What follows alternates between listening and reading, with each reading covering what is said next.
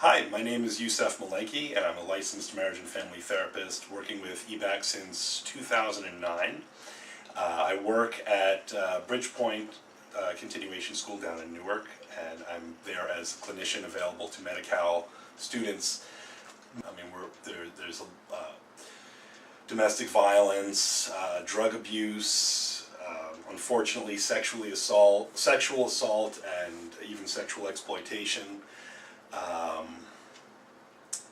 Gang involvement, even if they're not involved in gangs, they're impacted by the gangs in the area. I have kids coming to me with issues related to past traumas. I have kids coming to me with depression, anxiety. I think those I would have to say are the three main conditions that I see.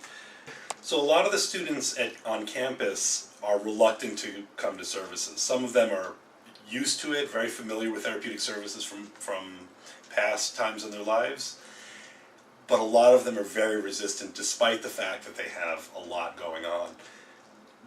Usually what it takes is just becoming part of the community at the school, just taking the time to wander around, to introduce yourself. I like to become part of the community as just another person, not as a therapist,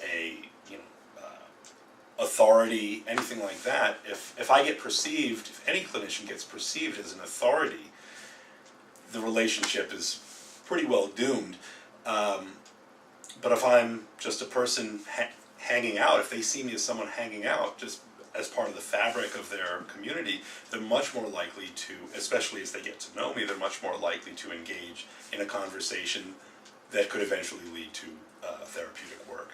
Currently, there's a client I'm working with who didn't want to see me for 6 months. I knew him for 6 months. We had great conversations. He had a referral from the principal of the school, and we talked about the issues that were impacting him, and he was very open, very mature, very well spoken, and wouldn't sign up for services. Got referred through the cost team several times, and finally one day he signed up and we're working together. And I think a lot of the work that we do is, there's so much relationship building in what we're doing. Even in session, even once a client is in there, I have to build a rapport with them. They have to know who I am within professional boundaries. They have to know who I am in order to know what they can say and what they can work with, what are the possibilities that they have.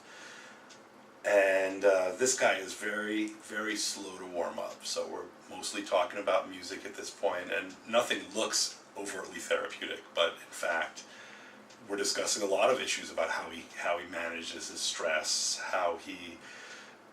what hopes he has for his future.